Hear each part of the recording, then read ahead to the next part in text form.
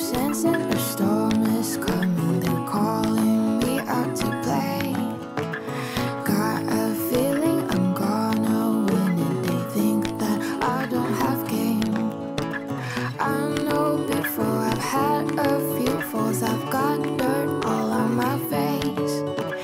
Baby, today I'm gonna win, and you're gonna remember my name.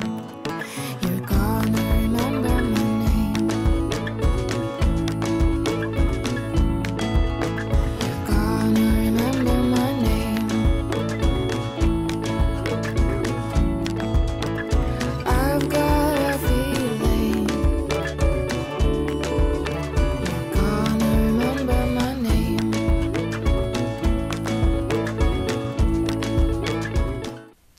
Hi, welcome to Soup Scoop. I'm Ken Hamilton, the superintendent and the host of the Soup Scoop episode. Today's episode will focus on our valedictorian and salutatorian, RTI, response to intervention, a reminder about the importance of getting out to vote on the school board election and budget, our district reading challenge.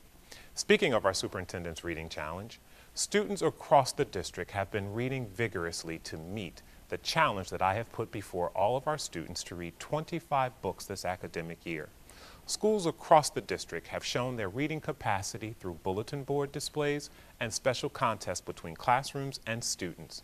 Students in grades kindergarten through 8 are all participating in my reading challenge, reading books across genres and all types of topics. The challenge will be celebrated with our students that have met the reading challenge goal on Wednesday, June 17th from 4:30 to 6:30 at Mount Vernon High School. There will be a carnival-style celebration by invitation only for students and their parents, so please encourage your students to read and meet the 25-book challenge. Joining me shortly will be our Deputy Superintendent, Dr. Jeff Gorman, and we'll talk about RTI and some other district initiatives. We'll be right back. I already knew that I was going to go to college, from a young age. I definitely want to major in political science. After that, I'm going to get my law degree. Then I'm going to come back to Detroit, boost the economy, become the mayor or something, try to make the situation better for other people. I feel like I owe it to the city. I'm determined. It's going to happen. My name is Justin, and I am your dividend. Hello and welcome back to Soup Scoop. Joining me now is our Deputy Superintendent of Schools, Dr. Jeff Gorman. Dr. Gorman, welcome to Soup Scoop. Dr. Hamilton, it's a pleasure to be here. So let's talk a little bit about RTI, response to intervention. What is it about and what can we expect as a result? Good. So RTI is a state mandate, and we were the recipients of a grant by the New York State Education Department to create a design team so we could put together an intervention program for our struggling readers that addresses all of their needs on an individual basis. So what does that mean in terms of teachers? Is it another tool in their bag of tricks as a strategy? Good. It's more of a systematic approach to literacy. So there are 3 tiers in RTI, Tier 1, Tier 2, and Tier 3.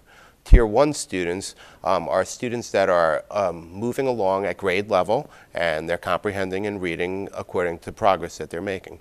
The goal is to get as many of our kids in the Tier 1 process. Kids that fall behind or are not equipped with the skill set they need to be in Tier 1 are in Tier 2. And then there's Tier 3, which is more for our really struggling readers that need more intensive interventions in literacy. So a lot of times parents talk to me, particularly parents in our primary grades, about students who have reading challenges. Is RTI going to really truncate that process and close the reading gap? It's our belief that it will, and we're really excited to be working with some experts at the state level and nationally also. Catherine Stahl is a guru in response to intervention. She's written books, and she is consulting with the district on helping us formulate our RTI plan for the district. One of the things that I think is going to be very exciting for the district is that the process of RTI will look the same at each one of our schools. In the past, it's sort of been independent of the school, so they've been providing their own interventions. Now, through our design team and our systematic approach to creating leadership in each of our buildings. We are putting together a comprehensive manual. We are looking at data, and we are finding the best research-proven interventions for the kids. And one thing I need to focus on, the kids that fall behind, they need more or additional reading work in order to catch up and close that gap. So that is an important component of the RTI process. What role do parents play in that process? It's like really important for parents to be able to augment the kinds of instruction at home that children are experiencing at school. Does RTI take that into consideration? Yeah, so part of our protocol is communication, and communication with our leaders, with our teachers, with our students, and most importantly with our parents. We educate the students in Mount Vernon City School District for part of the day, but the real work it has to be in collaboration and partnership with our parents. So parents need to be aware of the deficits or the areas where students need to work on to improve to become a better reader. Those supports, those additional reading at home, reading together with children, asking questions about what they're reading is such a key important. One of the things that we've included in our budget, which we're going to talk about in another segment, is our Family and Community Engagement Initiative, and that's an opportunity for us to really work collaboratively with bringing our parents into our schools more, not just in terms of having them show up at PTA meetings, but really teaching our parents how to partner with schools. How does RTI get to parents? I know it's one thing to expect parents to be a part of the process, but what efforts are we engaged in to make sure that we're reaching out to our parents through RTI? Well, one of the things I've noticed over the years is the way to get parents involved in their schools is to have the kids showcase their work. So when kids read or create poems or become authors unto themselves, and we invite parents in to showcase or see that work, it naturally connects students to families. And we want to take as many opportunities to have our parents in our school conferencing with their children, with their teachers, and really closing the gap between that communication piece. We're all about helping our students achieve, and one of the things that I really love about our district is that we have kids from pre-kindergarten possibly all the way to 12th grade. So we have close to 14 years to educate our kids. So we have a chance to do really great things, and that will come through articulation, communication with families, and students and teachers, and that is the way that our kids are going to achieve, become college and career ready and successful in their future endeavors. Well, you know what, that's a great segue into our next segment, because there are so many great things going on in our district, and we have a group of youngsters who are joining us in the next segment, our Valedictorians and Salutatorians, and they will be able to talk about their experience in Mount Vernon and what that process has been like for them. So I can't thank you enough for being on Stoop Soup today and talking about RTI, and we'll see you next time. Oh, it's always a pleasure to appear with you on this wonderful program. Thank you. Thank you very much, sir, and we'll be right back right after this. Pretty much a good day for me would be people leaving their hands off of me. I'm always called names. Everywhere that I go, there's always someone calling me names, calling me gay. I've been choked, thrown up against a wall, punched. Nobody's ever tried to help me.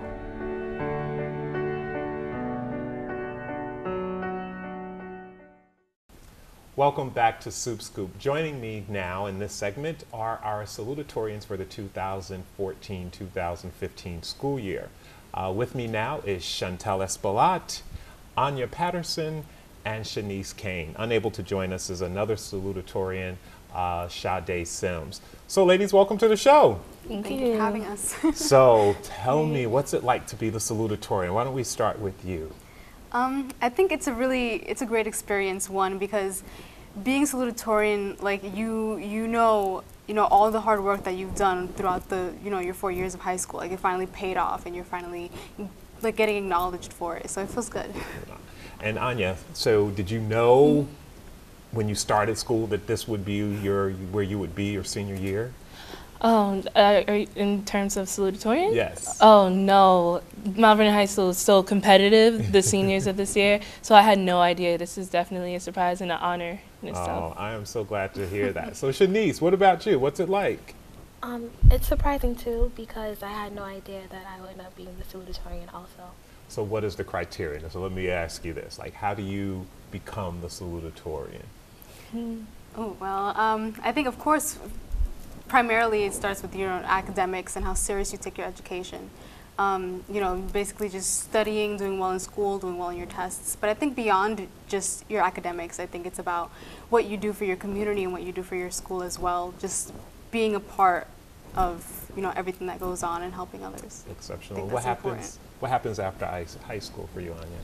Well, after high school, I will be attending Fordham University, hoping to double major in biology and women's studies, and one day becoming an ophthalmologist. Oh, amazing. Shanice, what about you? What do you plan to do? I plan on going to Monroe College to study culinary. Oh, that's wonderful. And what are you going to be working on? Well, I'm going to Hunter College, and I'm going to be a teacher. Oh, what do you want to teach? English. Excellent, excellent. So, you know what I want to do? I want to talk a little bit about your experience in Mount Vernon. Like, what has your educational experiences been like? Shanice? I've been to school in Mount Vernon all my life, so even though people say it's a bad place, you know, it's not really. It's been a good experience for me. And Chantel, what about you? What have your experiences been like? I've absolutely loved the experience of Mount Vernon. Just like being in this community and being, especially going to the schools here, I know that Mount Vernon doesn't have like that reputation of being, you know, where success comes from. But I know that being a part of Mount Vernon, I know that it's not true. I know there's so many wonderful things that happen in Mount Vernon, so many kids who actually do take their education seriously. And my experience in Mount Vernon has been really life-changing. I've learned so much about myself and what I can do, and I'm really happy about that. Excellent. Anya, what about your experiences? I've loved my experiences here. I've been in Mount Vernon City School District since elementary school through high school, and I've met so many faculty, staff, and teachers who have taken personal interest in my success, and I'm so grateful for my experience. And you know what's interesting, because each of you have talked about the perception that people have of Mount Vernon, and I think that is true. I think there is a perception that exists that we are working very, very hard to change. And part of what I want to accomplish with Soup Scoop is getting success stories out into the public, like your own, for example, so that this becomes what people talk about instead of the negative things that people talk about. How do you think we can go about, as a community of educators, a community of students, a community of parents, how do you think we can go about working to change that perception? Anya, why don't you tell us your opinion on that? Sure. I believe that we should first start with highlighting the positivity. Like, we just had a recent production of The Wiz, and we should highlight our film academies and mentorship programs. Like, personally, I'm in the Her Honor mentorship program. It's a program started by Judge Judy and her daughter Nicole, and I've been put in the doctor's office in the Bronx, and there are just so many opportunities for the kids here, and they should be highlighted. Absolutely. Shanice, what do you think? What can we do from your perspective to change the perception of the district? I also think we should focus on the positive except the negative, because there are a lot of good people here and a lot of people doing good things to help with the community. Absolutely. Chantel? Well, I'm also part of the Her Honor program, and one thing that my mentors told me so many times is that there are a lot of people from Mount Vernon who, you know, they're always, like, they come from Mount Vernon and they leave, they go to college or whatever, and then, you know, they stay out of Mount Vernon, and after a couple of years, they look back into Mount Vernon, like, what happened? That's not the Mount Vernon that I grew up in. But the problem is, the people who are able to change Mount Vernon for the better are the ones who leave and don't come back. And I think, like, one of the reasons I want to be a teacher is because I want to come back to Mount Vernon and be able to just, you know, teach students the value of education and make Mount Vernon a better place. I think that is an excellent, excellent life goal, and I think you're all right on point in terms of what we need to do in order to work to change the perception of our district, and you are exceptional ambassadors for the opportunity to do that. I wish you nothing but the best, and I hope you will keep me posted on what happens after graduation and what you do in college and in your careers, and come back and give to our community. We'll be right back after this with our valedictorians. One day, when the glory comes, it will be ours. Dr. King, what's your next move? In March from Selma to Montgomery. Selma is loud for every man, woman, and child. We will not wait any longer. In front of a crowd.